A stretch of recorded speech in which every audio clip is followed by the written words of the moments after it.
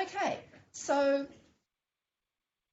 I would like to introduce Taryn Ellis, who's an imaging officer at the State Library of New South Wales. Please make Taryn feel welcome.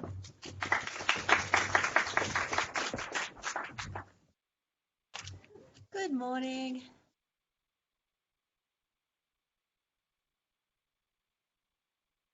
Yay, we have achieved slide. That's very nice. Okay, so today I'm going to be taking you guys on a bit of a behind the scenes tour of our digitisation studio. I want to give you a sense of how and why we approach digitisation with our bound manuscripts, with our documents and with our negatives. Along the way, I'm going to talk a little bit about the kind of equipment that you might want to use for digitising stuff, and I'll also discuss and possibly even demystify a couple of the common technical terms that you'll have come across if you've been researching digitisation. I'm hoping that in running through how we approach digitising our collection, you'll get a clearer idea of the kind of approach that would work best in your specific circumstances. But before I get into the nuts and the bolts, I want to talk really briefly about the purpose of digitisation and how the aims of each project can influence the kind of technology that you use, the technical standards that you set, and even how you physically frame or present the material that you're digitising. Along the way, you'll want to make sure that you've designed some kind of consistent workflow in as much as that is possible, given how varied material can be.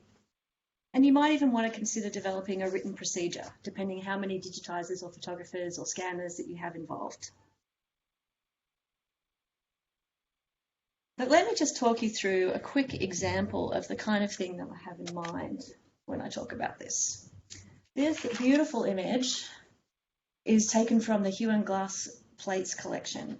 It's showing a view of New Caledonia in the 1870s. You can just see a little hospital over there in the background. This is the kind of stuff I get to work with every day, which is why I love my job. And in capturing this, we've done our best to show the content of the material. The next slide.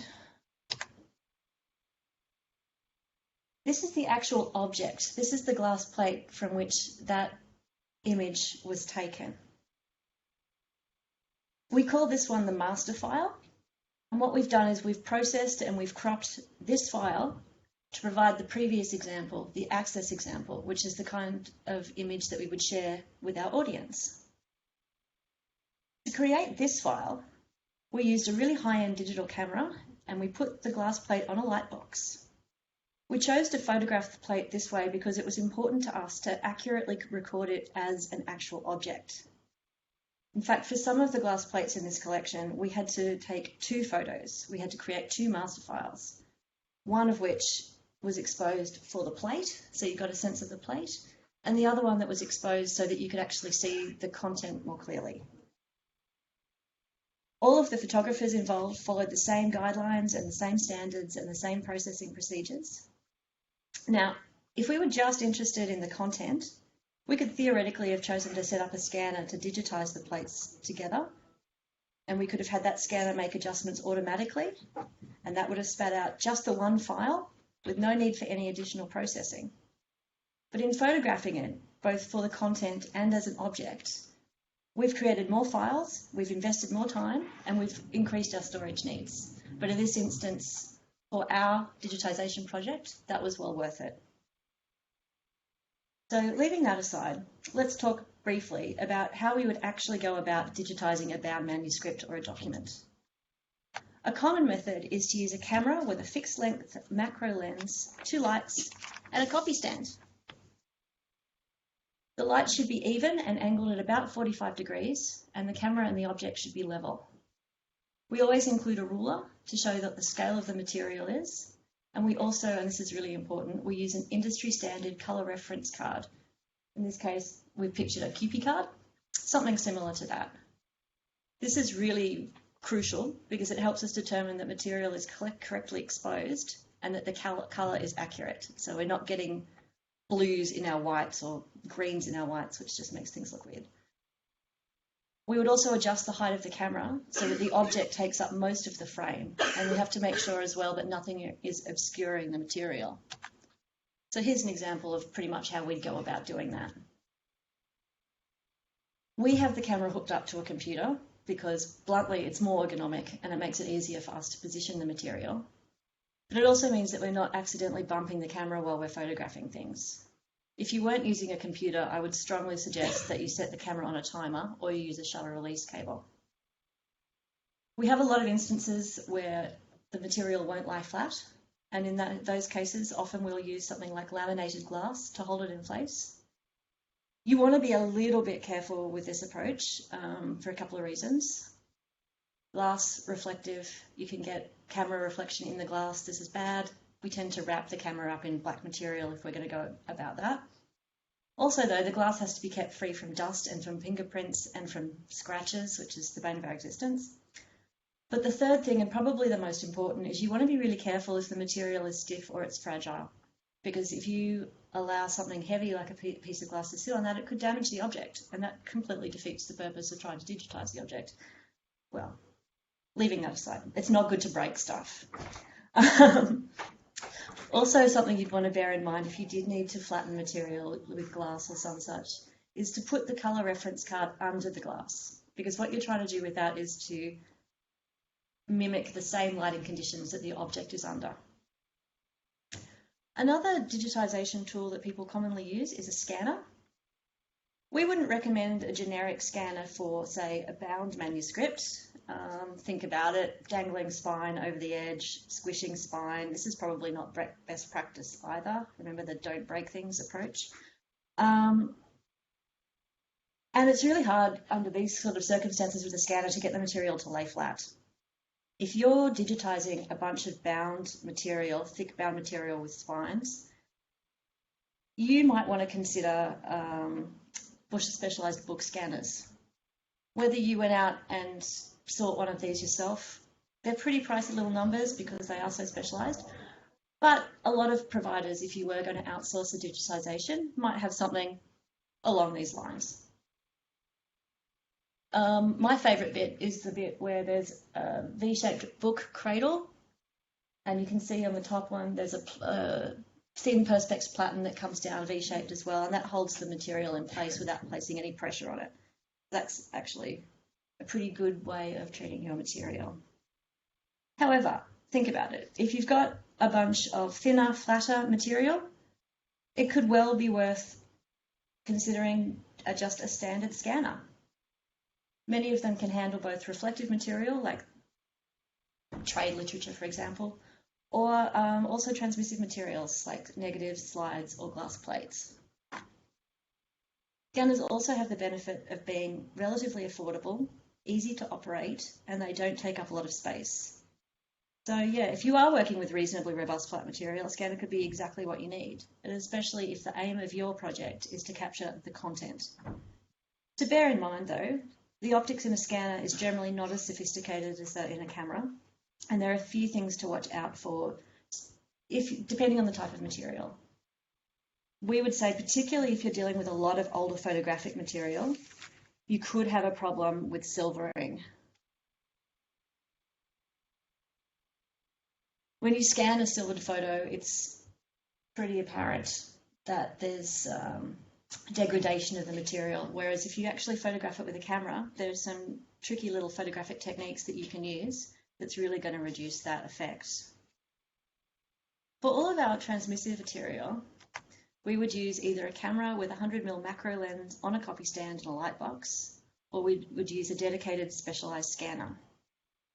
When we are using the light box, we reduce the glare by putting a big slab of black cardboard around, and we would flatten the negative with the specialized glass, which reduces artifacts. We find that once everything's in place, it's actually pretty quick to digitize a bunch of negatives, but there are some safe handling and quality advantages that go with this particular approach as well. On the other hand, there's a lot to be said for being able to place a set of material in a scanner, select the settings, and then go and get other things done while the machine does all the work. Now I've mentioned settings. It's time to discuss a few of the technical specifications you may have come across if you've been reading up on best practice digitization. If you're a tech head, you've been doing some research, forgive me, I might be covering some familiar territory. If you're not a digital tragic like myself, relax. It's all written down. You can refer back to it later, and you can always hit us up in the Q&A session or at lunchtime.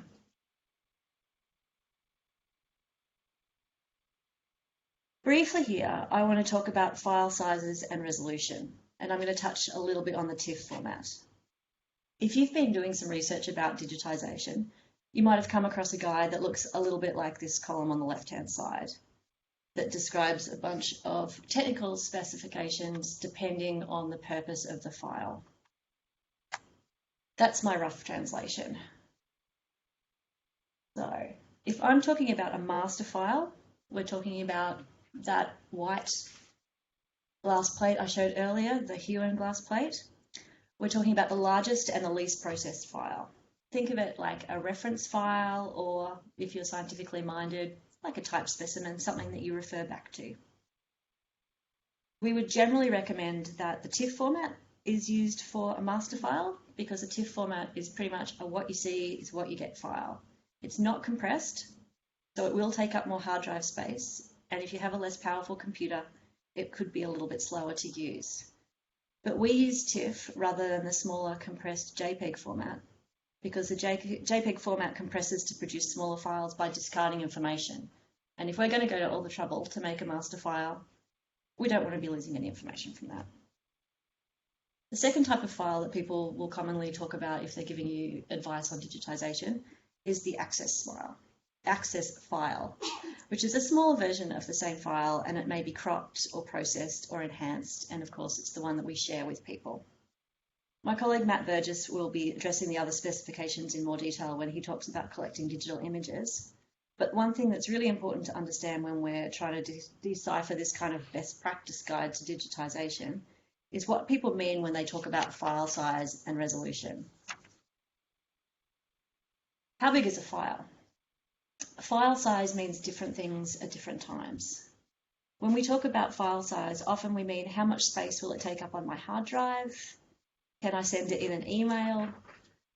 Is it going to slow down my web page? And when we're talking about it in those terms, often we're talking about megabytes. But megabytes can be pretty deceiving. Remember, we just discussed the fact that a TIFF file is going to be bigger than a JPEG because a JPEG is compressed and loses information. So for us, a more helpful way to look at image size in the context of digitisation is in pixel dimensions. An image is made up of pixels. The number of pixels is a pretty good comparative guide for how big an image actually is. So a file that has 5,000 pixels on its longest slide is clearly bigger than one that has 2,000 pixels. Practically speaking, what this means is that with the bigger file, you'll see more detail, whether you're looking at it in print or on screen. When we are using a camera and we set it on its highest possible setting, every picture that that camera takes will have exactly the same pixel dimensions. Scanners are a little bit different. When we're using a scanner, we need to talk about resolution. And resolution is expressed in pixels as well, but rather than total pixel count, it's a measure of pixels per inch, which is PPI, or dots per inch, DPI, which is, rather than total pixel count, it's a measure of ink dots, so more relevant for printing. We tend to use these terms pretty interchangeably. Maybe not best practice, but that's the way the community's moved. When you select the resolution on a scanner, you're deciding how big, how many pixels you want the file to be relative to the physical size of the material that you're scanning. So, the industry standard for printing is 300 DPI, PPI, whatever. If I scan a 5-inch by 4-inch negative at 300 PPI, it will be 5 inches by 300 PPI, 1500 pixels by 1200 pixels. And if I print it at 300 DPI, that print will be exactly the same size as the negative, which means that the detail could actually be quite hard to see. What if I want to display that same file on the internet? The current standard resolution for displaying an image on the internet is much lower. It's only 72 PPI. So if I take the same 1500 by 1200 image and I put it on the internet, it would actually look a lot bigger. It would be 3 times the size on the screen of the physical object. And it would probably be fine for many display purposes today. That's going to change, we know that. This is the same file, by the way. Same file, same number of pixels, but in the case of the internet versus the case of the print, the pixels are going to be more loosely packed. So at a lower resolution, they're spread out a bit. Same file, same size. A lot of best practice guides will suggest that you should scan small material like my 5" by 4" negative at a much higher resolution, say 1600 ppi. So I'd end up with a huge file. It would be 8,000 pixels long. And if I wanted to print that file, it would be bigger than A1. I'd be able to see incredible amounts of detail. I'd probably be able to see the space between the grain. But the question that you need to ask yourself when you're making your digitisation calculations is it important for this project to spend the extra time and expense and the disk space to get that kind of resolution? Okay, that was a lot of numbers. Thank you for bearing with me. But this kind of takes us full circle back to what are you digitising and why? Now here at the library, we have a lot of material that was previously converted into microfilm. And rather than going back and re-photographing all of that material or re-digitising all of that material, we're now scanning the microfilm. And we're doing that because our readers are mostly interested in the content. If we scan that, we should be able to apply optical character recognition to it, making it more searchable. And they're smaller files, and it's a really economical way for us to get a lot of people a lot of access quite quickly. But that's not all we're doing. We're also using the camera, as I showed earlier, on a copy stand, and we're photographing fragile, rare, and pictorial collections. It's often gentler on the material to photograph it.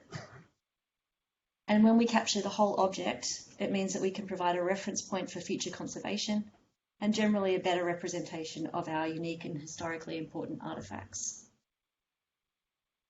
With that, I will pass you over to my colleague Damien, who's going to talk about digitising AV material. Thanks very much.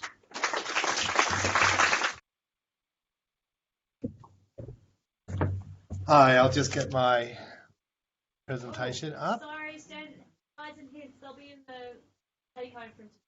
Yeah, I just thought I'd show you those.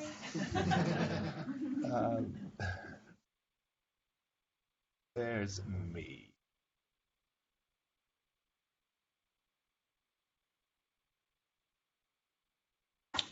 So I'm here to talk to you about the digitising of AV materials, and AV materials being a very broad category in this sense. We're talking about basically all AV materials, so you can imagine this is going to be a pretty high level look at that because there's a lot of different formats and a lot of details, and they all have their own paths and journeys to take. So in this session, what I'll hope to do is just give you an introduction to AV carriers in general, talk about the identification and assessment, a little bit about care and handling of them, and then the digitisation process in a very broad sense, and of course what happens after you digitise things, and then I will be leaving the stage. So there's a lot of information and a lot of detail in how to manage any audiovisual digitisation stuff, and we could barely touch on it here, but there's a lot of really good online stuff, so I'm just going to go straight hard. Don't be overwhelmed with the things. There is a lot of great resources, and we'll provide links to some of these things. This one actually was just released a couple of weeks ago in America, the Fundamentals of AV Preservation. It's our online free course, and it's fantastic. So a lot of the stuff I'm showing you here will come straight from that anyway. So, introduction to audio-visual carriers. These are things that hold sound recordings and video recordings and also motion picture film. I don't really know what kind of stuff you have with these formats in public libraries. I imagine when it comes to the main focus would probably be on sound recordings, as it is for us. I think the majority of our AV material, particularly the original stuff, is our oral history interviews. And they're mostly on compact cassette, which is great. So let's talk about sound recordings. So sound recordings, multiple kinds of formats, all different shapes and sizes. So the majority of what we have on is like I was just saying, is like good old standard compact cassette. They're a pretty good format. They kind of come in a shell. They protect themselves. They're kind of consumer, but also there's not many variations on a compact cassette. Like if you've got a compact cassette in your hand and you've got a compact cassette machine, it's more than 99.9% chance that that machine can play that tape. Something like the 1/4 inch, the big round thing in the middle, we've got a lot of things on that. That could be so many different things. They play back at about 6 different speeds. That could have 1 track of audio going on the tape, or it could have 2 tracks side by side that make up a left and right stereo, or they might be played up sequentially. So they make up track 1 and track 2, up to 4 tracks like that. That tape could be going for, say, 10 minutes, or it could go for about 8 hours, and it's not one machine. That's the worst thing about these things. You'd need a variety of 1/4 inch reel-to-reel machines to be able to play these back. So it's a challenge. We've got little DAT tapes down here. They are from the 90s and they're digital and they're fantastic because the sound quality was really great, and that was the first kind of foray into people being able to record digital audio in a handheld device.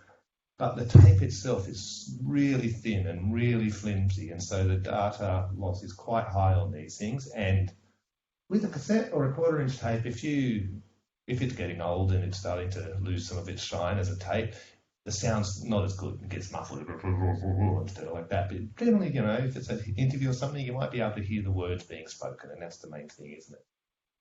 With that, and it's digital, and you lose the data, it's gone. You get silence, or even worse, horrible clicking and crackling and digital robotic noises there. But you do lose the content. There's a few other formats, obviously. There's micro cassettes and mini cassettes. They're kind of fairly standard, like a compact cassette, except a micro cassette and a mini cassette are 2 different things. One's about that big and one's about that big. They're almost exactly the same, but they are different, which means different machines yet again. Now, one of the points I want to make about all these different formats and the different machines we'll come around to is attempting to do this yourselves is a pretty big challenge. And I think, straight up, I'm going to suggest that outsourcing is the way to digitise your AV collections, because you need a lot of equipment, a lot of skills, and a lot of different things, and it's quite hard to maintain. But if you've got a lot of cassettes and you can get your hands on a good cassette player and a decent converter, you can do that. Video recording, it's almost worse than audio in terms of carriers. We've got these very old open reel formats which are very dodgy. They lose their signals. They were never very good in the first place.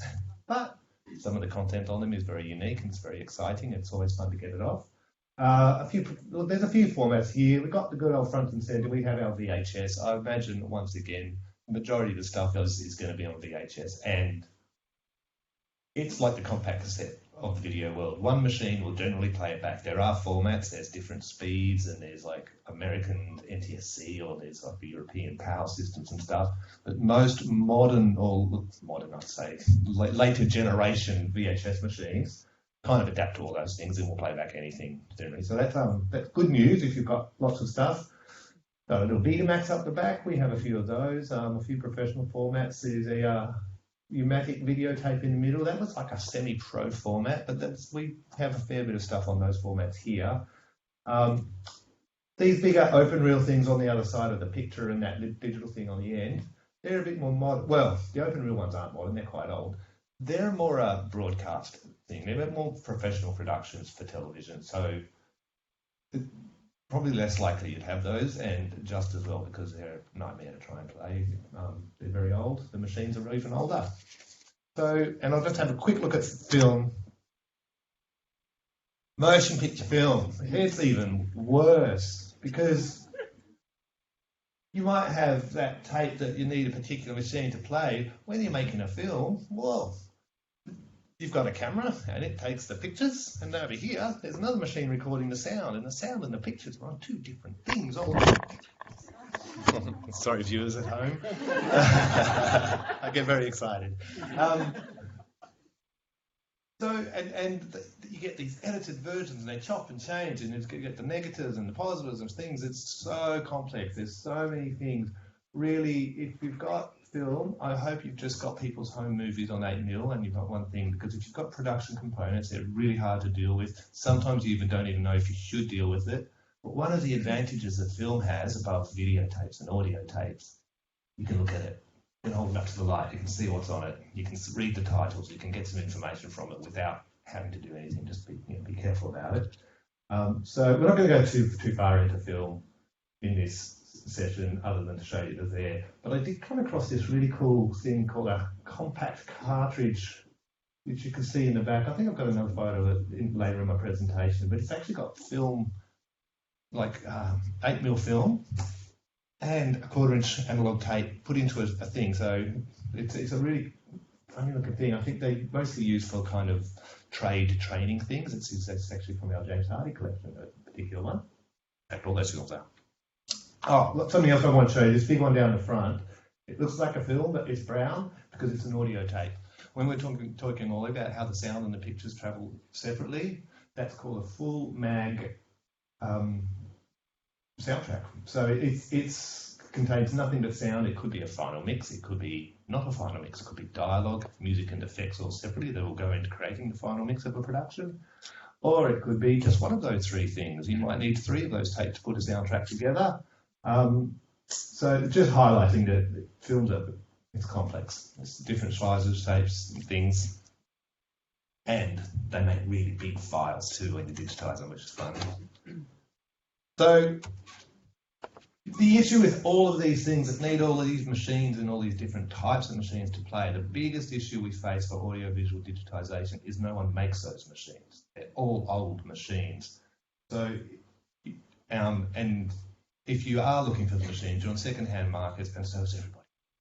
So a lot of people are starting to realise that, you know, the time frame to get stuff off these formats and into a digital format is really closing, and as a result, people are trying to find these machines and buy them. So it's a competition. It's out there.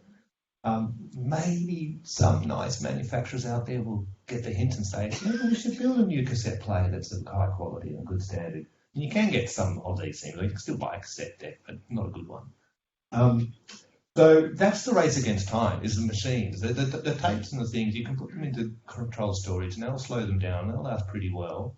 But the machines, there's no spare parts. The people who know how to fix them, if they do break down, most of them are also breaking down and have no spare parts.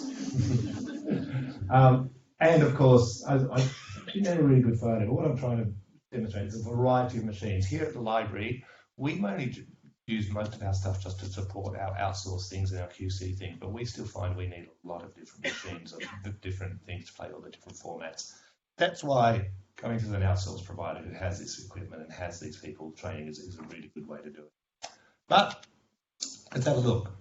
Identification and assessment. So we've just been talking about how there's so many different formats, and how do you tell them all apart, and how do you even know that one thing's another thing?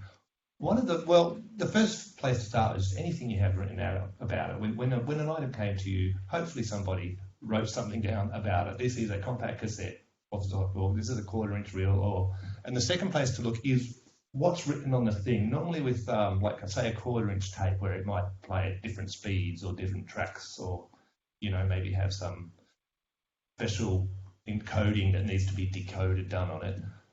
I don't know if everyone's ever had a cassette, little J cards, all these little boxes you can tick, and that's how that information gets hopefully translated.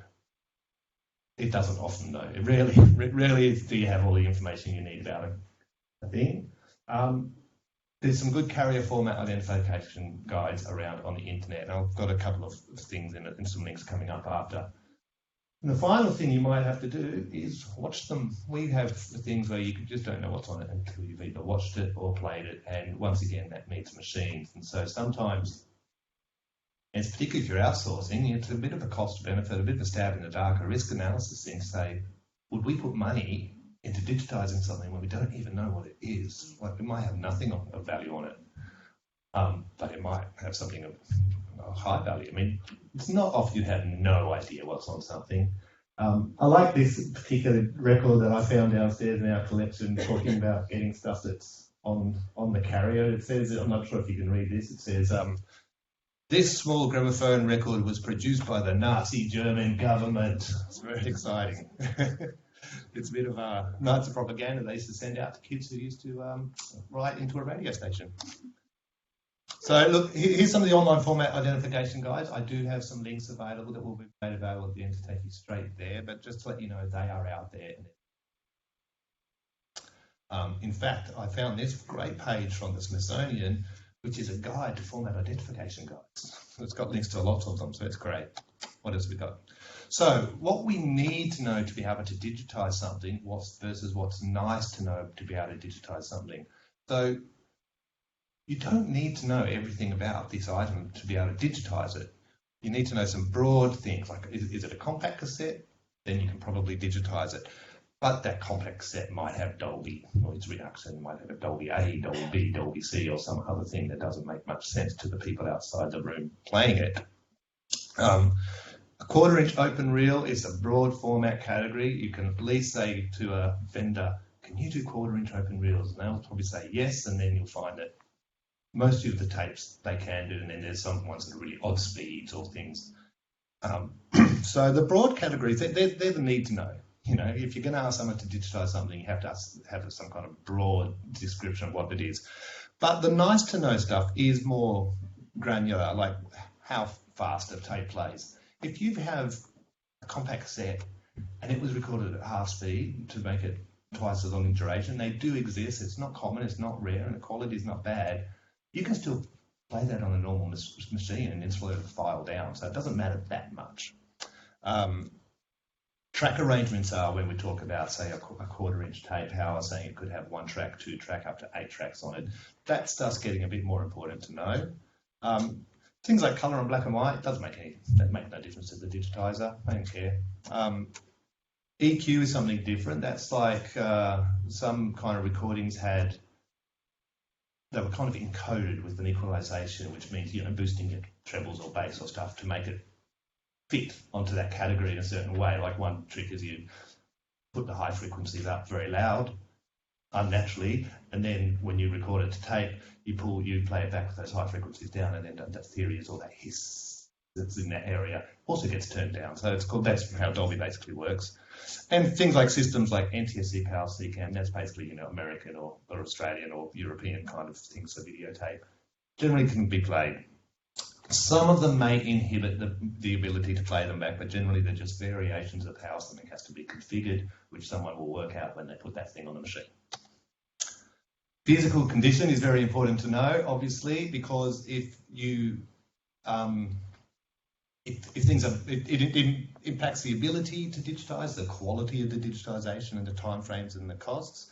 I did have a movie to show, but I'm running out of time, so we won't show that.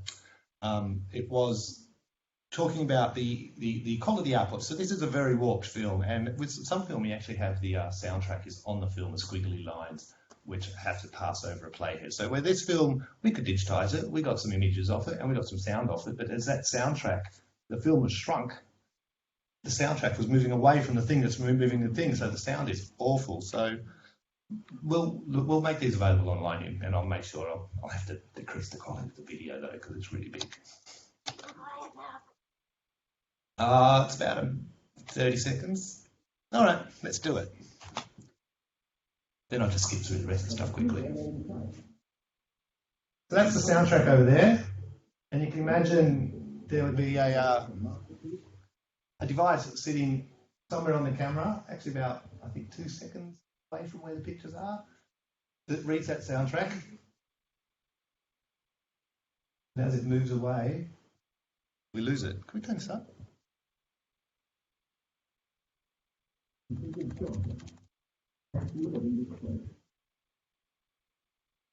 Joseph talks again, the old handmade news with a working level content. His most recent one started. John Thomas is Canberra Tech. That's not unsavable. Someone could actually go back on that film and redigitize that and take it frame by frame just on the soundtrack and convert that soundtrack to a thing. That would be very, very, very resource intensive.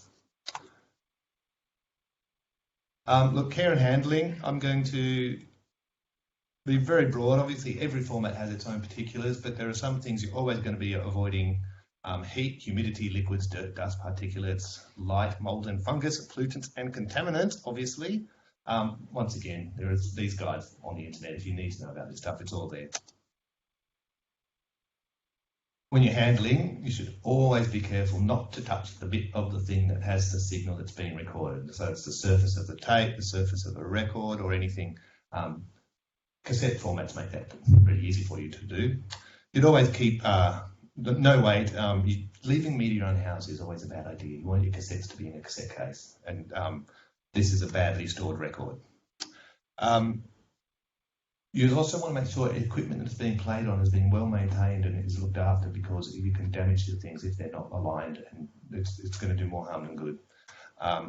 When I go and visit our stacks downstairs, I see lots of old bits of equipment that we've used to play things on, and it makes me shudder to think that these were used once. But so we like good machines that have been well aligned, because they're not going to damage the original. Shipping. When we have to ship stuff, we're going to send it somewhere. We always want to minimize vibration, shifting and shock, but also because these things are made of bits of metal and stuff, they contract and they expand. So what we really want to do is avoid any quick fluctuations of temperature or humidity, because that's going to cause more damage than, say, having the wrong temperature or the wrong humidity. So it's changes to make something grow and shrink, and then the bits of magnetic particles fall off. So something as simple as an esky can really slow down those fluctuations. So if you're shipping stuff, make sure it's insulated and get an esky. So with this, now we talk about very quickly about actual digitisation.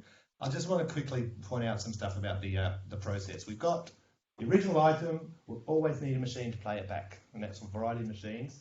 Then you might have signal processing. That's where you're doing something to that analog signal that's come off that machine in order to render the item how it's meant to be seen. Okay. Analog to digital converter, that does what it says on the box. It takes the analog sound signal or video or film, and it turns it into zeros and ones into a stream. That stream goes into an encoder, which is usually some software in a computer, which outputs it as a file. So it packs those ones and zeros into a shape that can be called a file. And we use that, we create our preservation master, and from the preservation master, we might create other copies of. We use a term called a working copy, which is something like if someone wanted to reuse this thing, it's a very high quality copy. It's not as high quality as the preservation master, but it's something that, you know, if someone wanted to use it in a documentary or something like that, they would be, you know, it's broadcast quality. And then an access copy, and that's a much smaller, a much more reduced file, and that's for researchers and people who just want to look at the footage quickly and, you know, identify a person, hear what's being said, but they're not about the quality of the image.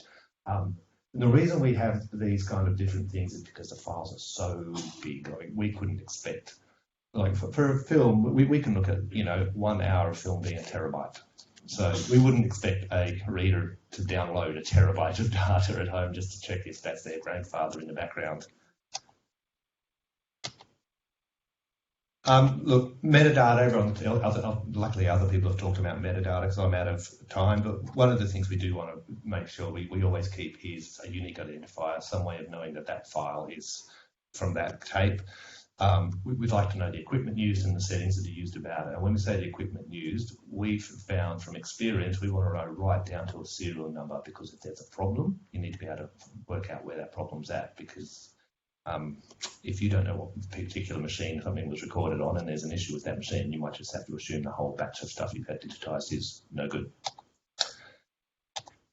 QC, one of the things that we like to do for QC is play the item back. Obviously that means having all the machines and those equipment and stuff. So you really need to try and ensure that anything you can do to check that, make sure that one of the biggest areas we find is that the content is the wrong thing. The file name, someone's mixed up. They've got their tape in, the copy of the footage is great, but they've got the file name from something else, and so it's all mixed up. So we try to make sure, but the first thing we check is that the files are the right thing. Then of course we're looking at quality and stuff, and we have systems that kind of analyze the stuff, but we also watch and view and sample set, and we have different things. Obviously your resources, what you can do will define your QC, but understand there will be QC. There's always got to be QC. You can't take it that you get some files back from a vendor and just assume everything's good. That's it. There will be time for questions at the end of this session, so I might hand over now to Matthew. Thank you.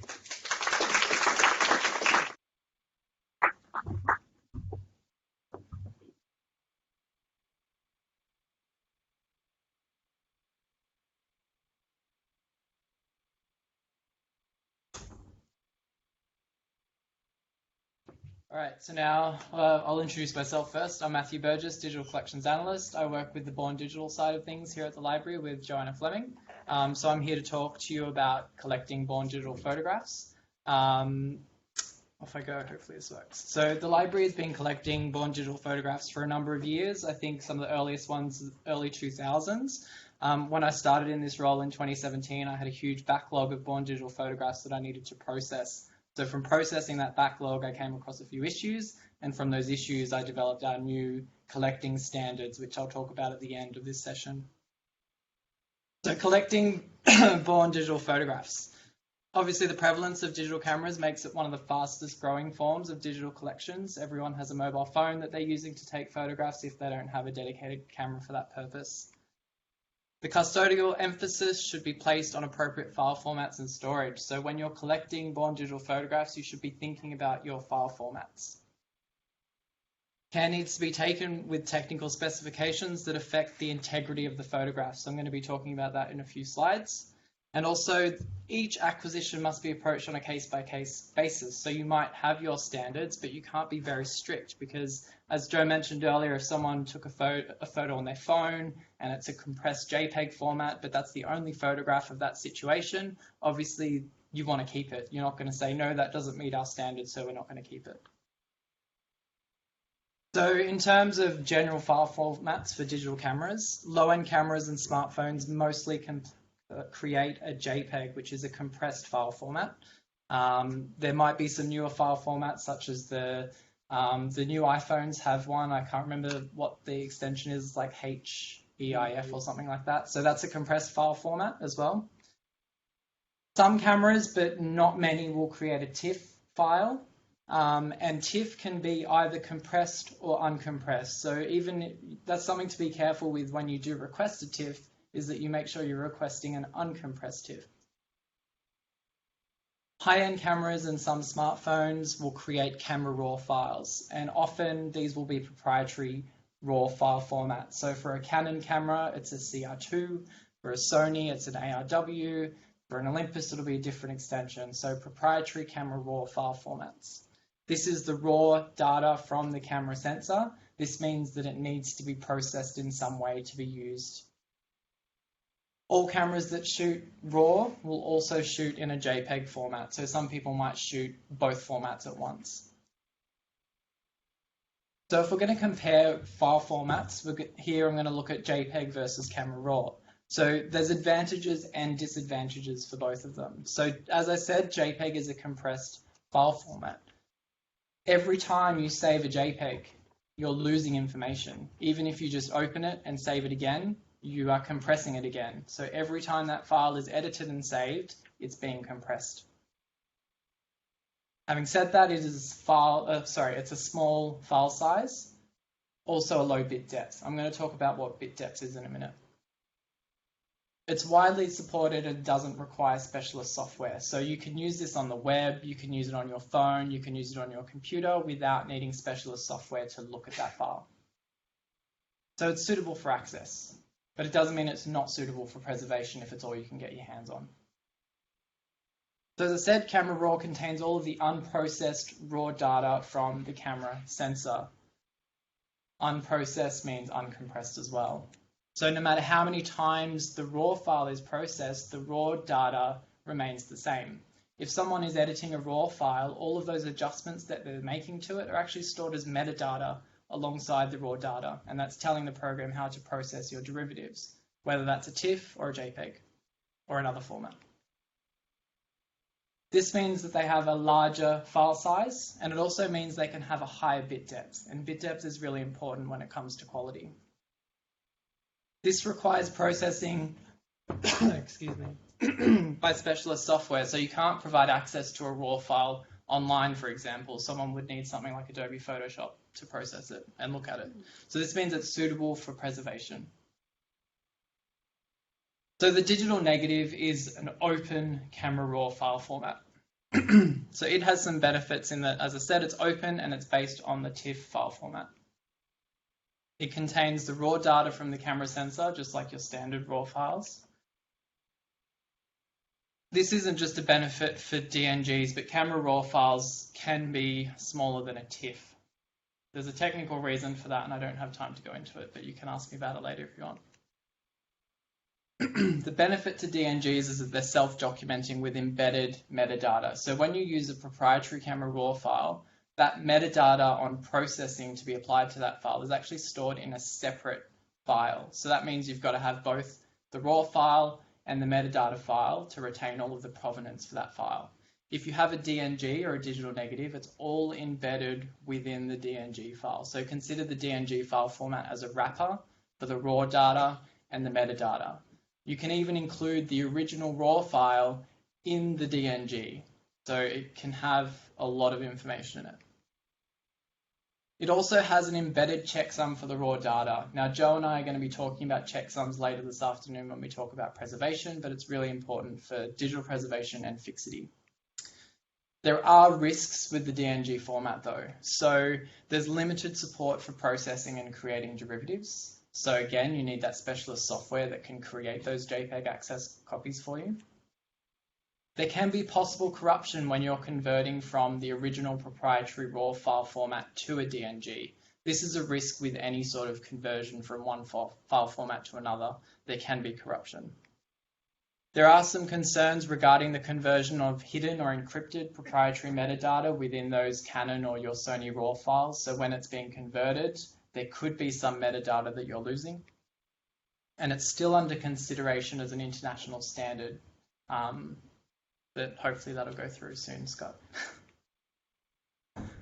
So what file format should I collect when I'm collecting digital photography?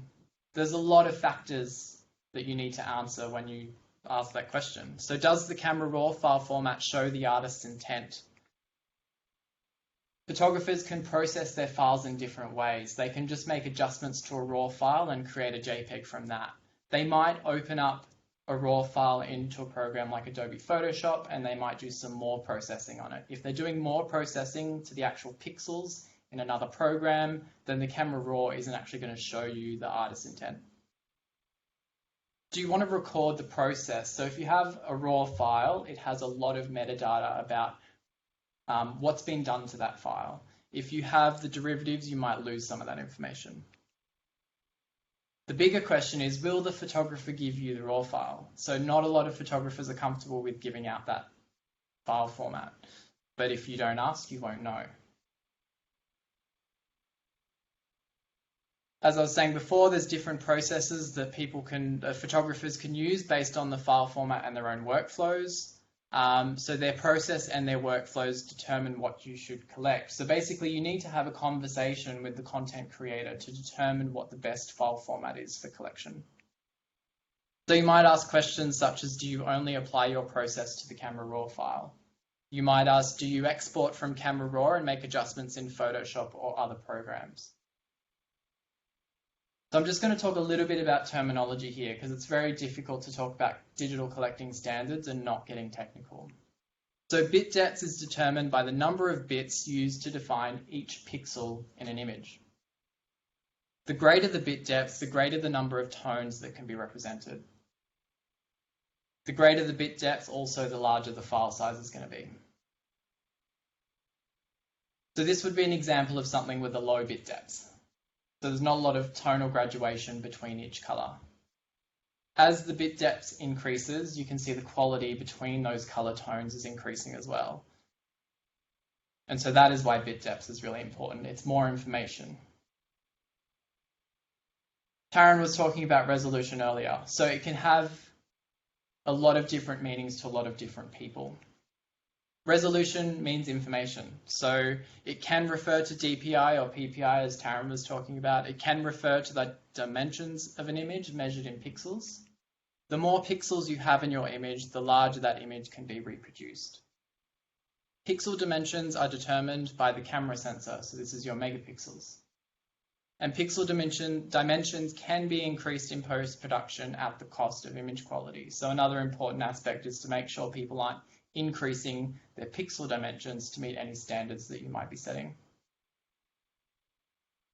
Color mode and color profile are also really important for born digital photographs. So color mode sets the color space, so it could be RGB, red, green, blue, CMYK, that's often used for printing, or grayscale.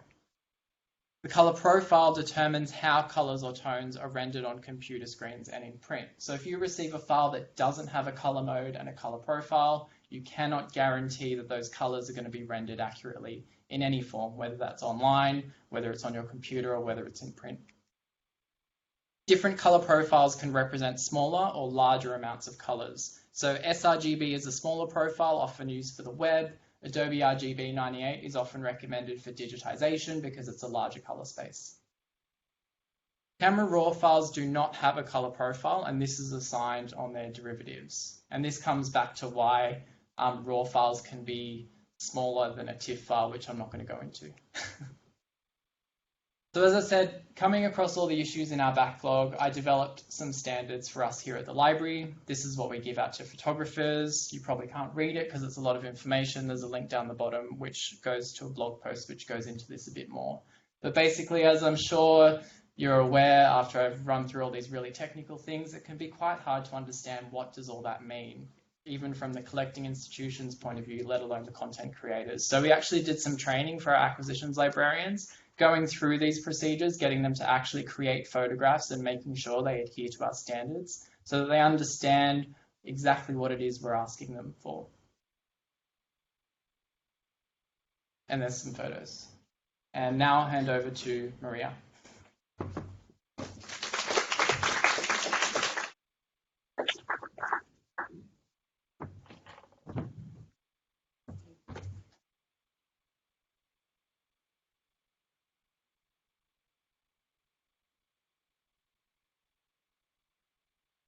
Okay, hello, I'm Maria. I've been a librarian here at the State Library for the past 4 years and initially came on board as part of the Oral History Digitisation project, preparing the metadata for our analogue oral history collections. For the last few years, I've worked in the acquisitions team, where part of my role involved collecting and commissioning digital oral histories for the library's collection. Oral history is a format that I'm very passionate about, particularly because of its democratic nature and value as a source of public history. Perhaps, and I hope that many of you here are already collecting oral histories in your libraries, or maybe you're just hearing more and more about this format and are wondering why or how it can apply to your own collections. I'm going to run through an overview of why oral histories are important, some planning considerations. I'll also touch on the methodology, ethics, and the practical side of the interview. So no matter the size of your library and resources, all of these points will always apply. So why collect oral history? Oral history is as old as humanity. It is a way of passing down memory, knowledge, culture, and experience of the world through generations.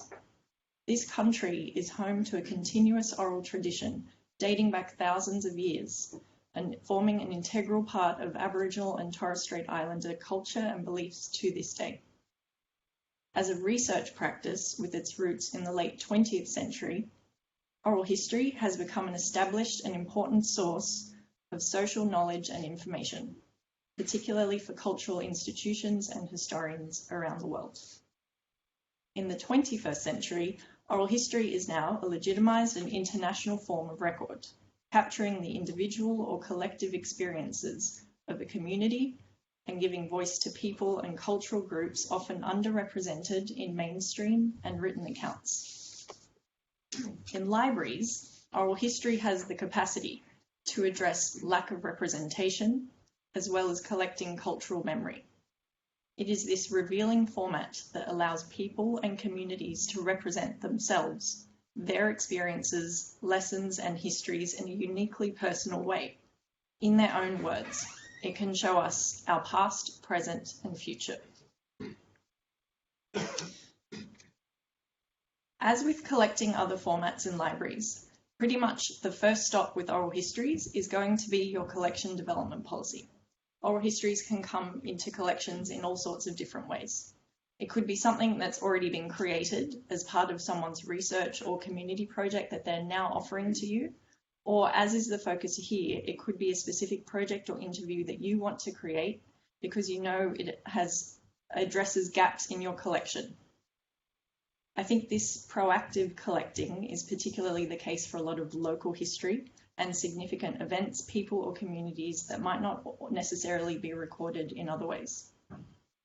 So your collection development policy will really guide you in ensuring it makes sense in the first place, that these interviews belong in your library collection as an important source. It helps to create a wish list of areas, subjects, or gaps that you have identified that you would like to address with oral histories. It can be really specific, naming names and dates, or keeping it broad in the first instance until you can narrow it down. No matter the size of your library, the wish list or working list of interviewees grows very easily, but staff resources are finite. It's a good place to start and work through, particularly if you're looking to balance responses to oral history offers with more proactive collecting. So, ideally, your wish list, however big or small, should be a combination of these points. It should focus on your collection development policy, address gaps in your collection, complement existing holdings, and respond to contemporary issues and events. Whether or not you're already working with oral historians to create these interviews, membership of your state Oral History Association is an excellent resource and network to connect with and learn more about oral history. It's also incredibly useful for guidelines, best practice, beginner and advanced training workshops, and professional development throughout the year. Oral history is a field that has been influenced by history, sociology, anthropology, law, journalism, and psychology. All of these areas have contributed in their own way to the methodology behind creating oral history interviews. At their best, oral history interviews are informative, engaging, and have a natural flow. Oral history deals with subjective memory and recollections, both of which can be intensely personal, often fragmented and non-linear. A lot of preliminary work, sensitivity, and skills of the oral historian go into making this all seem so effortless. Prior to an interview, the oral historian undertakes sufficient prep and research to ensure they have a greater understanding of the subject and themes of the interview and are able to elicit as much relevant and appropriate information from the interviewee as possible. In consultation with the library, appropriate questions should be developed that address the scope, subject matter, and themes or subjects to be explored in the interview in order to produce a focused oral history that captures these essential objectives. Rapport and trust between the interviewer and interviewee are a vital part of a successful oral history. It's no surprise people are more likely to open up and feel comfortable if they feel that the other person has a genuine interest in their story. Oral histories are a little different from a standard interview. They're not a conversation as such. Emphasis is overwhelmingly given to the interviewee's story, with the interviewer really taking a backseat and providing minimal interruptions or interjections where possible. To allow for as much of an uninterrupted narrative as possible, the interviewer will use a lot of non-verbal cues, such as smiling, nodding, frowning, to convey that they are listening and responding to the interviewee. It's probably a good idea for the interviewee to be briefed about this non-verbal style, which can seem very unnatural at first. The beginning of the interview should have a brief opening statement that introduces the names of the people in the interview, the date and the location of the interview. If it's at the interviewee's home, just the suburb and town or city. And also state if the interview is being recorded as part of the library's collection or the name of the project. Interviews often follow a chronological format and should always try and cover basic information at the start about the interviewee, including their date and place of birth, names and occupations of parents and immediate family.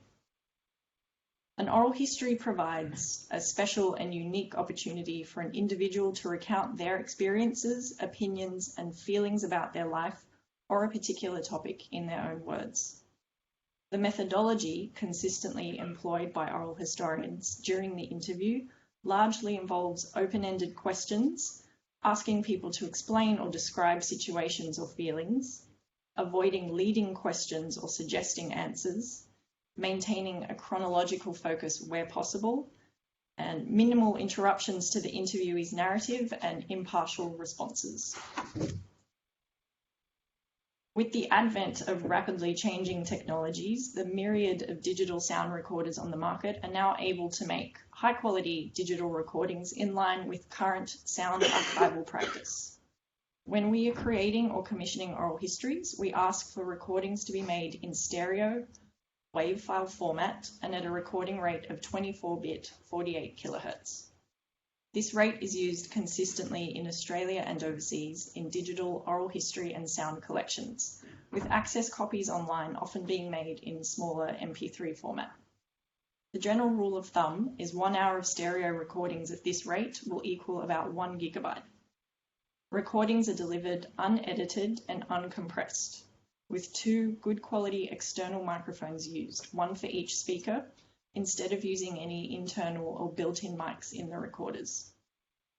Practically, it's crucial for oral historians to be comfortable and familiar with setting up and troubleshooting their recording equipment. Before an interview, as in not when you're about to press record in front of the interviewee, check your equipment. Make sure all the mics are working, the settings on the recorders are correct.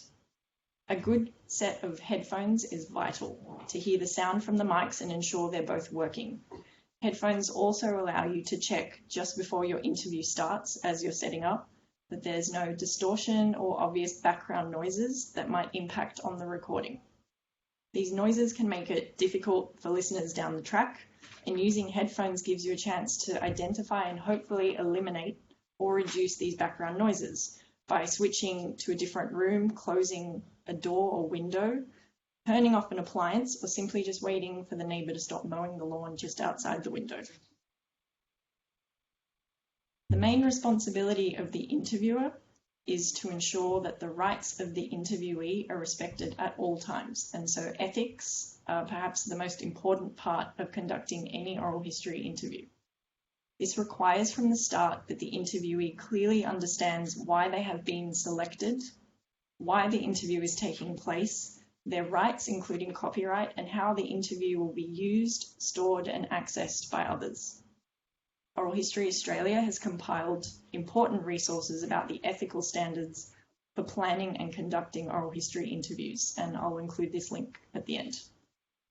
The main document that defines and expresses the wishes of the interviewee over their interview is the Rights Agreement form. This form should set out and explain in plain English copyright and the different options for access, use and copying of the interview. The oral historian should go through this form before the interview so all options are understood clearly. This form should cover audio recordings made from the interview, but it can also include any transcript or summary text created as a result of the interview, other material provided by the interviewee, and any photographs taken during the interview session. There are numerous examples of this form online. Again, Oral History Australia and Oral History New South Wales are good places to start. Libraries should only provide access to interviews in accordance with the provisions specified by the interviewee in the rights agreement. This information should be clearly understood, communicated and noted on file and in the catalogue where relevant for future access inquiries. The interviewee should be provided with a personal copy of their interview, and they may wish to listen to and review their interview before they sign the rights agreement. This is just some links which Ellen will send around to you. Pretty amazing oral history collections online. You can really listen to different interviewing techniques and different people's responses and the way they've set out their interviews. It's really about the methodology. If you've noticed by now, there are many moving parts and considerations in creating an oral history. We've put together an oral history toolkit for oral histories recorded on behalf of the State Library. In this document, we've included a lot of what I've covered here, the practical aspects of the interview, standards and text specs, examples of an introductory statement, a copy of our rights agreement template, and any other useful information they might need for their interview. Because there are so many things to consider, we also include a short checklist at the end so they can ensure they have everything before delivering it to the library. And you'll notice we ask for a digital photograph of the interviewee. It's an inherently personal format anyway, so I find it always helps to see the face of the person whose story you just heard or you're about to hear.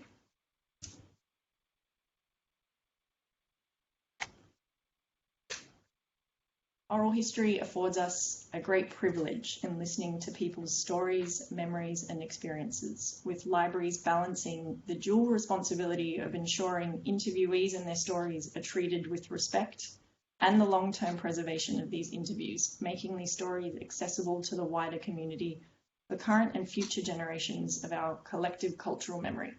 Thank you.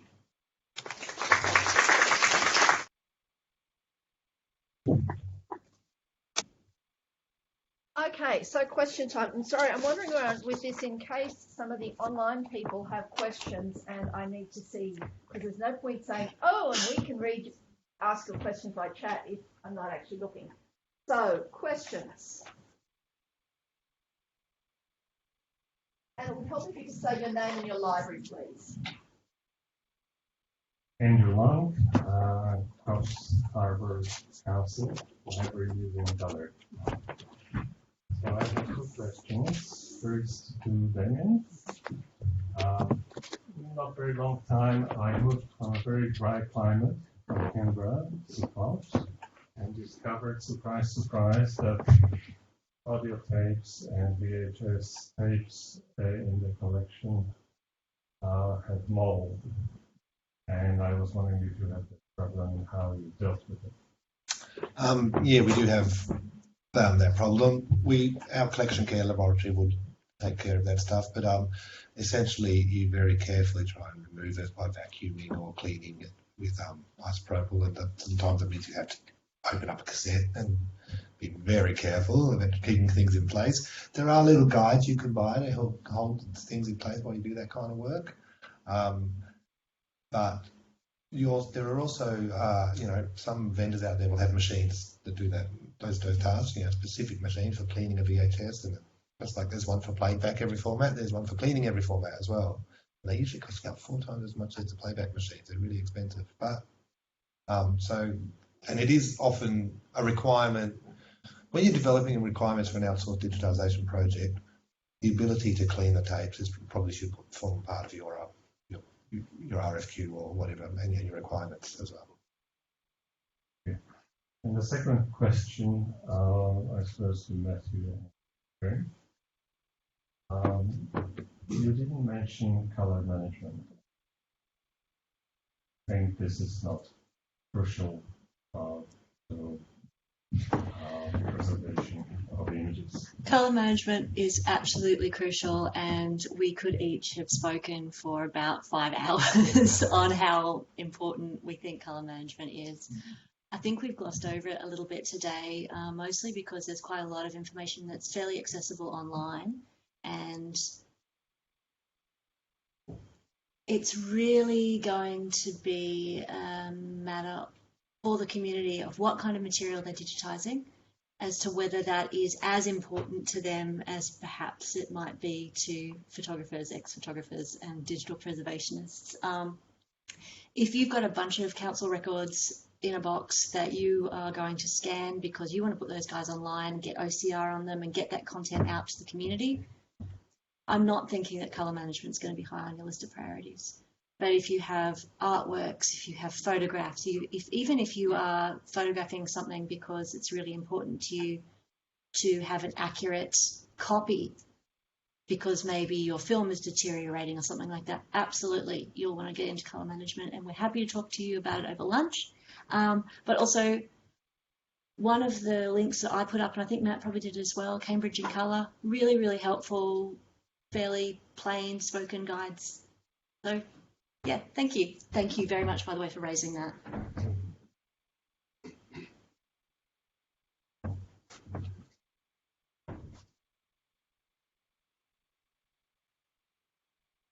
This is a question for Damien. Many of us in the libraries have their images scanned onto Laserdiscs in the late 80s, early 90s, and now we can't access all this. Do you have anything to say on the Laserdisc? Oh, if only we knew then what we know now, hey? CDs are the CDs are the next step for Laserdisc, really. No, I don't know. Scott, do you know anyone who might? I'm assuming you're talking about search tech. Search tech? Yeah. Yes. We have the discs. Yeah, if it's any consolation, the quality of the image on those discs is not very good. So you probably want to do them again anyway. Yeah. You actually have the discs, though, don't you? Yeah. We have a player. Our player doesn't work. Could work. That's technological obsolescence Yeah. in reality for you, both in you having the formats of the media and nothing to play it, and we having managed to save one from the days when we had a few of them. It doesn't work. But having said that, and Damien mentioned it, the quality of the video disc was PAL. Okay, so that's 625 lines, is that right? Yep. 625 lines. It was TV standard back in the day when there were cathode ray televisions. So the quality is really poor anyway. But if it's the only thing you've got and it is relevant and all that, we did talk about quality being probably paramount. Relevance and importance over quality. So maybe in our equipment budget, we'll get our machine repaired and get back to you. There may be vendors out there who do have this sort of thing. Okay, yeah. Hello, Stephen Coppins from Cumberland Council Library Service. This one's probably for Matthew. When the public in the local community comes in with their images from their phones or digital cameras with JPEG format, how are we supposed to preserve those if there's no other master file format that we can access?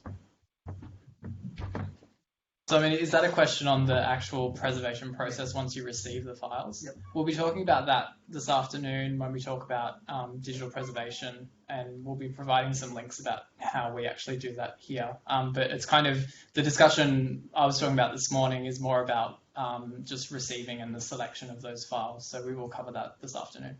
That's okay.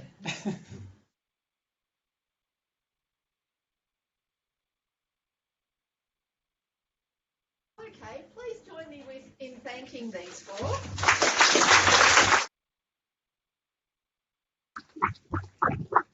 You're stunned into silence with the amount you've got to think about with going back to your collections and thinking, oh, where do we start? Okay, well, at least some of them will be next door for lunch if you want to just sidle up to them in the queue and ask.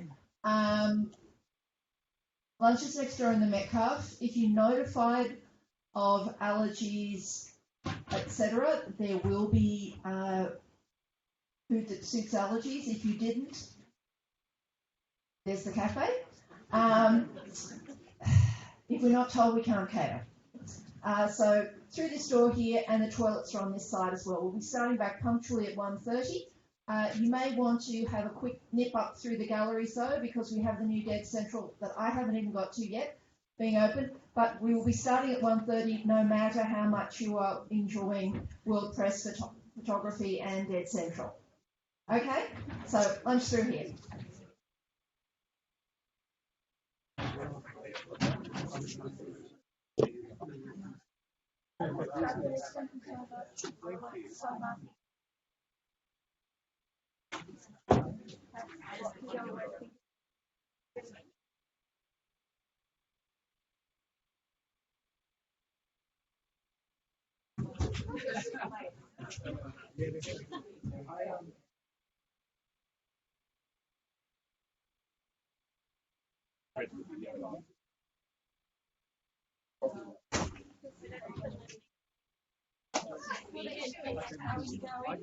Actually, I'm just going to stop the recording.